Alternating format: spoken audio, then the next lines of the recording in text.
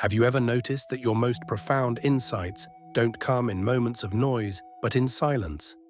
In the stillness, between thoughts, between breaths, is where the veil lifts. Today, we're exploring why silence isn't just peace. It's a portal to higher consciousness. We live in a world addicted to sound, notifications, conversations, constant thinking. But silence isn't the absence of something, it's the presence of everything. In stillness, your nervous system calms, your energy stabilizes, and your intuition turns on. That's when subtle truths begin to surface, truths you miss in the noise. The higher realms, whether you call them the divine, source, your higher self, or cosmic intelligence, don't communicate through words.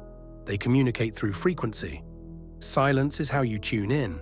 When your inner chatter stops, you begin to feel guidance.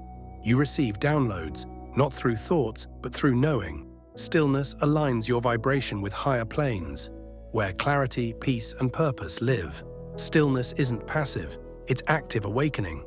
In silence, your brain shifts into alpha and theta waves, states linked to deep meditation, creativity, and spiritual downloads.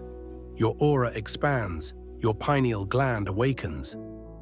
That's why ancient mystics, monks, and sages all practiced silence.